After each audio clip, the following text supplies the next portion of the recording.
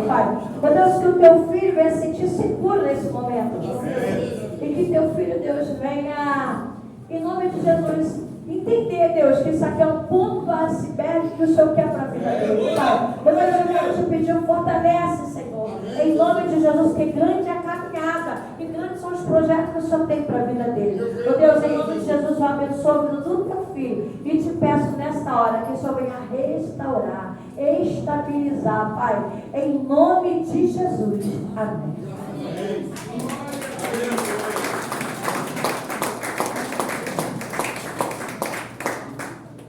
Graça e paz, igreja, amém? Amém. Confesso aos irmãos que eu estou muito feliz e no mesmo tempo está dando um frio da perna e da cabeça. A irmã que conduziu o culto aqui, ela falou que foi no banheiro, eu fui mais de 20. Mas isso aí é sinal que a gente está diante de uma responsabilidade muito grande, que é a palavra de Deus. Quando a gente toma essa responsabilidade, nós temos que deixar se esvaziar, temos que se diminuir para que o Senhor cresça. O importante é o que vem do alto, não o que vem de baixo.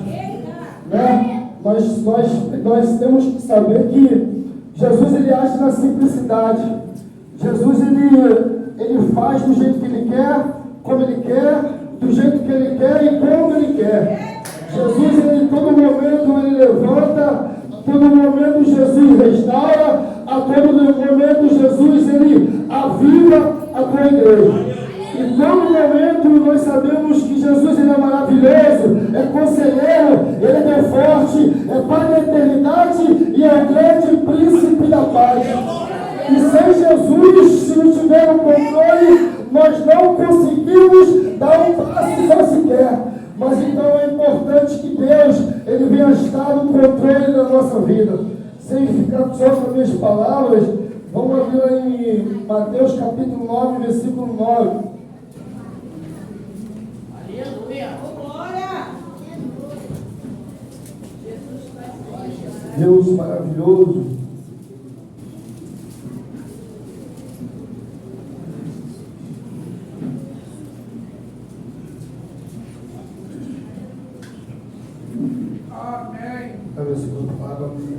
Que diz o subtítulo aqui, a vocação de Mateus. Jesus passando adiante dali, viu assentado na alfândega o homem chamado Mateus e disse-lhe, segue-me. E ele levantando o seguiu. E aconteceu que, estando ele em casa, sentado à mesa, chegaram muitos publicanos e pecadores e sentaram-se juntamente com Jesus e seus discípulos. E os fariseus, vendo isto, disseram aos discípulos, por que come o vosso mestre com pecadores e publicanos? Jesus, porém, ouvindo, disse-lhe, não necessitam de médicos sãos, mas sim os doentes. Ide, porém, aprendei o que significa misericórdia quero e não sacrifício, porque eu não vim chamar o justo, mas os pecadores ao arrependimento. Pode tomar o seu assento no nome de Jesus. Nós entendemos que Jesus, ele é muito simples. Vou falar mais uma vez, o pensamento do homem é limitado ao poder do soberano. Deus, ele pensa muito mais alto do que a gente pensa. A palavra do Senhor diz, Isaías 55, versículo 8, diz, assim diz o Senhor, os meus pensamentos não são como os vossos pensamentos, e nem meus caminhos como os vossos caminhos. Assim como os céus são mais altos do que a terra, assim são os meus pensamentos maiores do que os vossos pensamentos. Assim são os meus caminhos maiores do que os vossos caminhos. Nós estamos diante de uma palavra que antes de Jesus ter um encontro com Mateus, Jesus, ele cura um homem paralítico em Cafarnaum. E ali esse paralítico, ele teve uma dificuldade de entrar na casa onde Jesus praticava, Jesus fazia milagre. Mas a Bíblia diz que ali teve pessoas que ajudaram a carregar aquele homem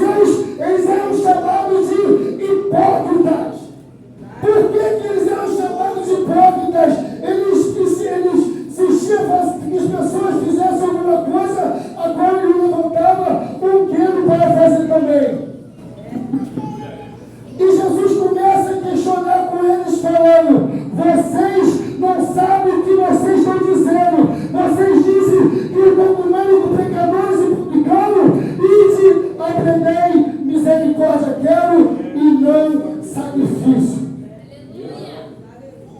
A geração de hoje, muitas das vezes, quando ele conta pessoas que já viveram numa vida dissoluta, numa vida na droga, na prostituição, e quando ele se converte ao Senhor, ele olha com os olhos físicos e começa a julgar. Ah, é panela de pressão.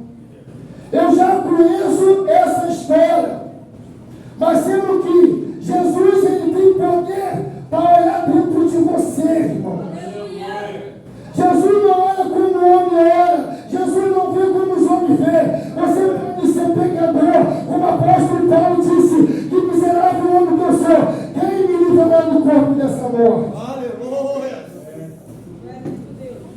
Louvado seja o teu nome.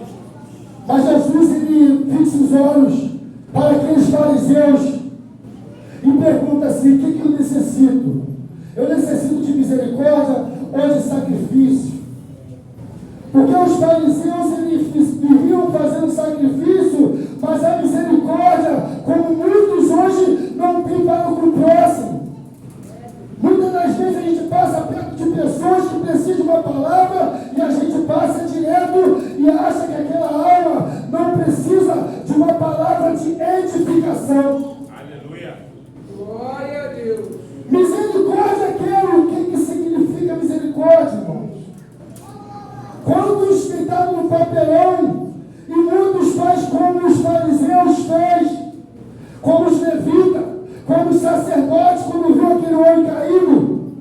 E quando eles viram, eles passaram de largos, porque eles não queriam ter que aquele homem que estava caído, precisando de ajuda, de uma mão amiga, de uma palavra que edifica, que levanta, que restaura, que constrói uma novidade de vida para com ele.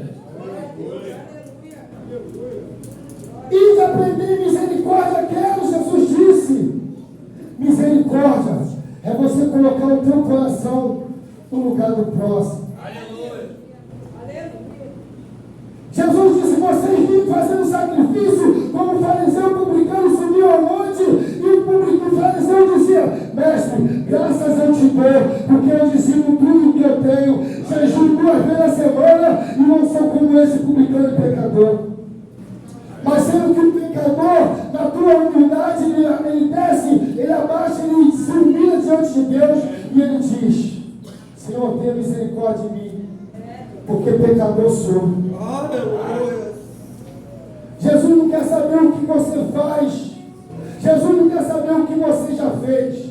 Jesus quer saber o que você vai fazer. O que você vai fazer hoje. O que você vai ser ontem. O que você vai ser amanhã. Porque o ontem, irmãos, não volta mais. Jesus disse: vocês não sabem o que é misericórdia. E de aprender o que é misericórdia e não sacrifício. Jesus desceu no Monte das Oliveiras. Ali viu uma mulher que foi apoiada em adultério. E quando Jesus se depara, a multidão em volta daquela mulher começaram a julgar. Ali no meio os fariseus e publicanos que falavam para Jesus sobre a lei de Moisés. Falou: mestre, essa mulher foi pega na ato de adultério. Na lei de Moisés nós deveríamos apedrejar ela até a morte. E tu o que dizes? Jesus fixou o olho para eles e disse: aquele entre vós que não tiver pecado, que seja o primeiro a atirar uma pedra nessa mulher. A Bíblia diz que nenhum deles ficaram, porque eles eram pecadores também. A Bíblia diz que aquele que diz que não tem pecado, ele é mentiroso. Aleluia! Aquele que não tiver pecado, que seja o primeiro a atirar uma pedra. Quantas vezes nós pecamos e pedimos perdão a Deus e Deus teve misericórdia para a nossa vida? Aleluia! Por que nós não podemos ter misericórdia do nosso próximo? Glória a Deus! Quantas vezes nós pecamos em pensamentos, em palavras, e o Senhor tem dado mais uma oportunidade? Aleluia! Quantas das vezes nós pegamos e ajoelhamos diante do Senhor e pedimos mais uma oportunidade?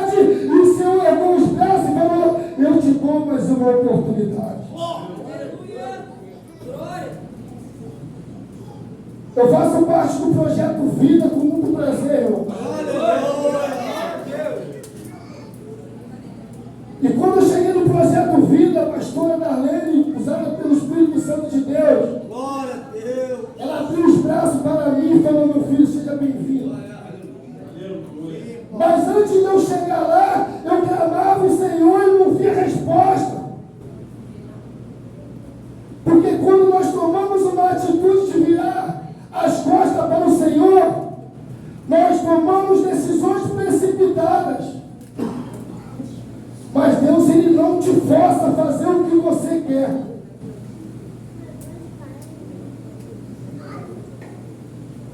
Deus, Ele não te força a fazer nada que Ele quer.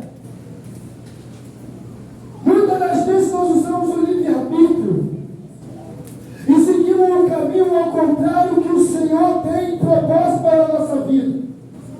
Eu costumo dizer que Deus é onipresente e nós somos limitados. Nós não conseguimos ver o que o Senhor pode ver na frente. Mas Deus, Ele consegue, e mesmo com a nossa teimosia, o Senhor dá essa oportunidade, porque Ele não te força, Ele não pode prender. A Bíblia diz que não é por força e nem por violência. Aleluia.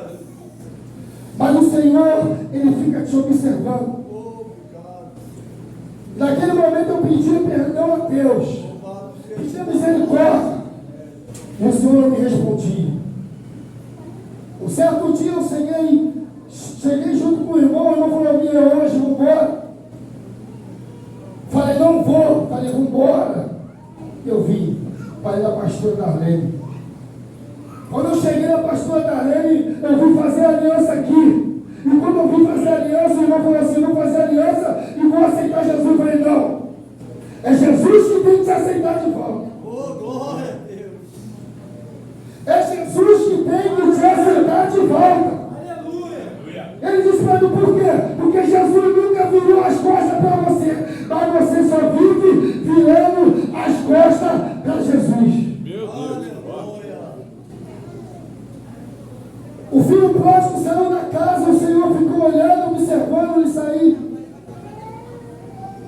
A Bíblia diz que ele foi para um lugar distante, gastou tudo, e quando ele percebeu, ele olhou para o alto e falou assim: quando os trabalhadores do meu pai comem de tudo, do bom e do melhor, eu estou aqui.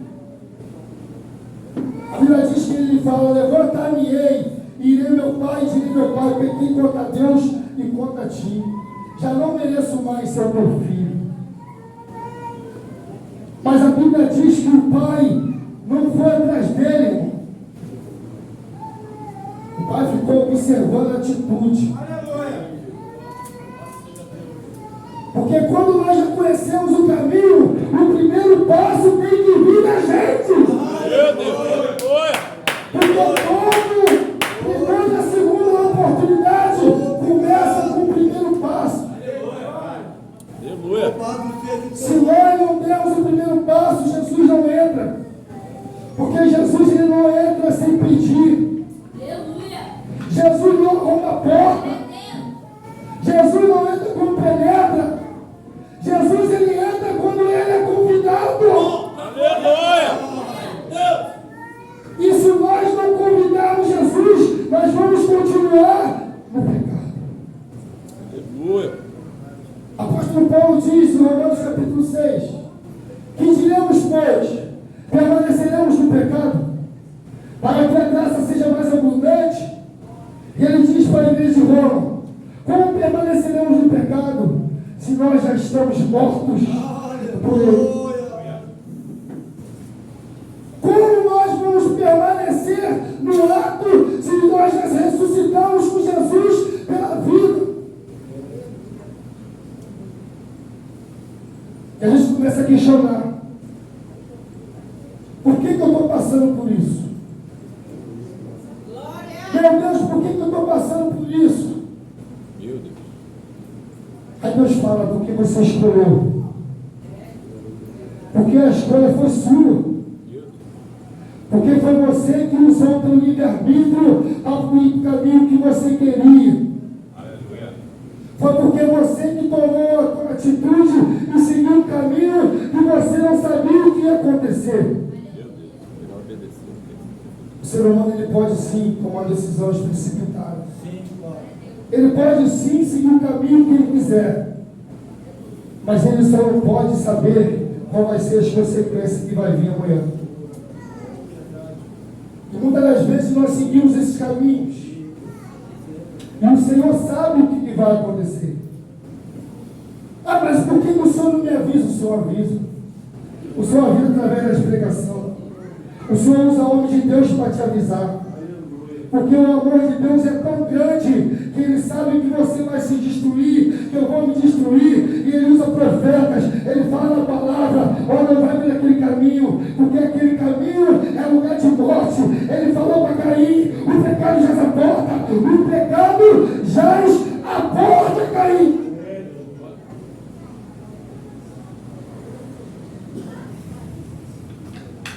Uma certa feita, eu entrei dentro da igreja embriagado. Quando eu vi, já estava sentado na cadeira, fedendo a cachaça pura.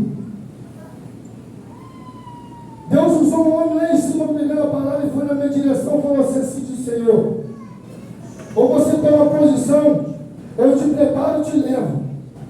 Meu Deus. Deus avisa. Fui na outra igreja, sentei, comecei a glorificar o Senhor, bêbado, drogado. Deus usa uma profeta e vem na minha direção e fala: ó, assim diz o Senhor, ou você se prepara e se coloca na posição, ou eu te preparo e te levo. Glória a Deus. Deus não quer perder. Para Deus não perder, Ele te leva. Aleluia. Glória a Jesus. E aí eu fiquei com medo, falei: meu Deus, e agora? Mas o amor de Deus é tão grande que Deus ele trabalha com oportunidades. E muitas das vezes nós não aproveitamos a oportunidade que Deus dá. Muitas das vezes nós pedimos famílias. Muitas das vezes nós pedimos dinheiro, pedimos carro. Mas muitas das vezes nós não estamos preparados para administrar aquilo que Deus tem para dar para você.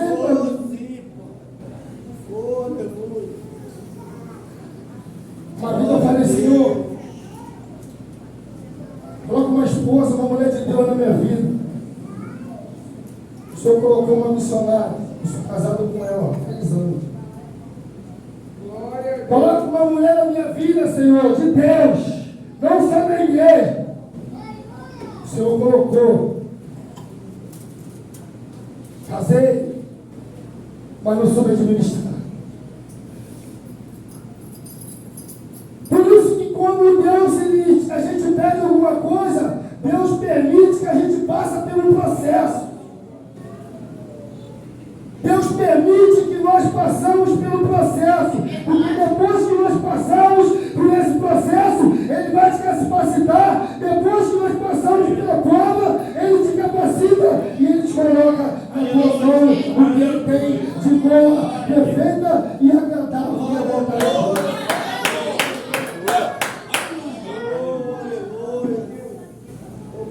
Mas o ser humano começa a questionar.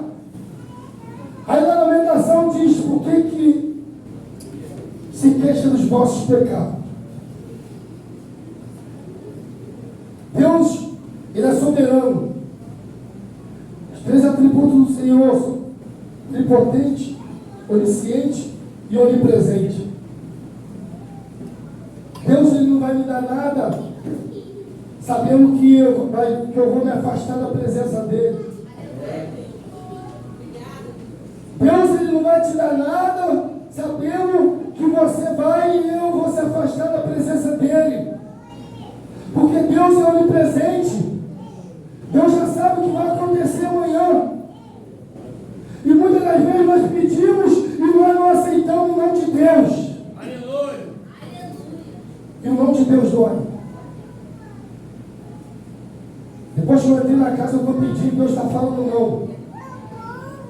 Eu estou pedindo, Deus está falando não. Eu estou pedindo, Deus está falando não. E uma vez eu escutei a palavra ela falando: se eu te der, você sai. Se eu te der, você vai embora. Se eu te der, você se afasta. Se eu te der, você vai morrer. Aleluia. Meu Deus. Aleluia. Porque você pediu e pediu mal.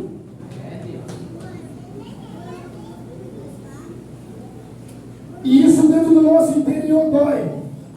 Porque muitas das vezes o nosso ego, ele quer. Eu posso. Eu faço. Eu quero. É do jeito que eu quero. Eu vou fazer, acabou. Jeremias capítulo 17, versículo 5 diz: maldito é o homem que confia no homem, põe a sua carne por braço e aparta o seu coração do Senhor. O Senhor chama de maldito. Eu posso. E muitas das vezes nós pedimos tanto, insistimos tanto.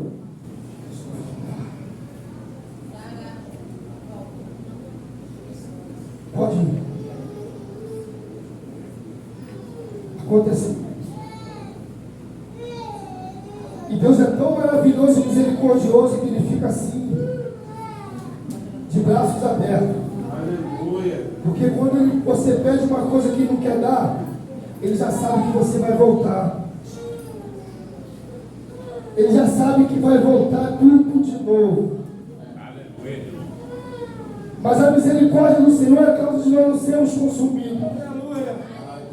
Porque muitas das vezes nós não voltamos. Nós ficamos no caminho. E eu glorifico o Senhor. O Senhor tem misericórdia para com a nossa vida. Porque nós pedimos muitas das vezes e fomos pelo nosso desejo e quebramos a cara e voltamos. E o Senhor estava de braços abertos. Aleluia. O Senhor estava de braços abertos. A Bíblia diz que o Senhor amou o mundo de tal maneira. Esse tal, muita gente até hoje não soube explicar. O ser humano ele se decepciona. Ele se decepciona. Mas Deus ele está sempre de braços abertos. Deus não quer saber o que você fez. Deus não quer saber o que você está fazendo. Deus ele quer o que você tem para fazer na mão dele. Aleluia. Porque nós somos instrumentos escolhidos de Deus. E quem é escolhido não tem escolha. E quem é escolhido não tem escolha.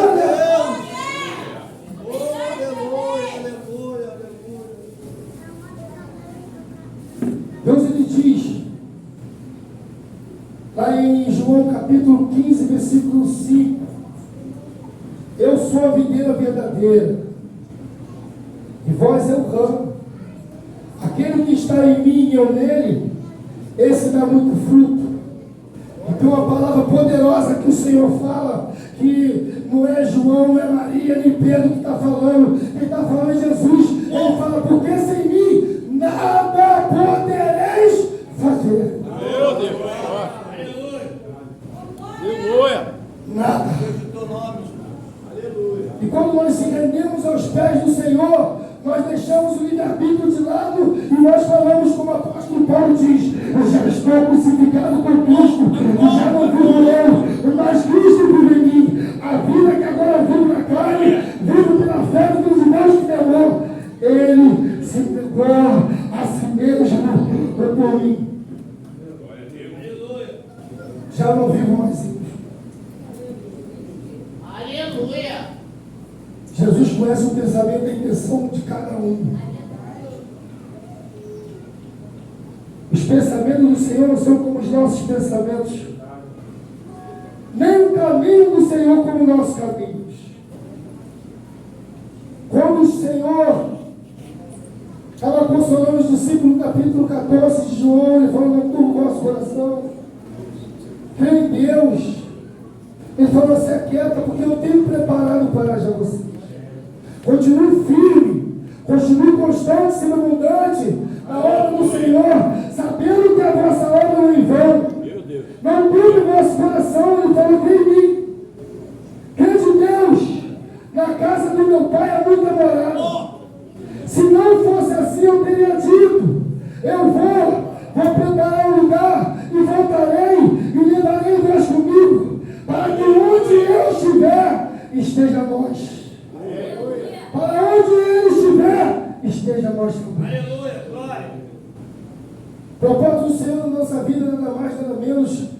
que é a nossa salvação.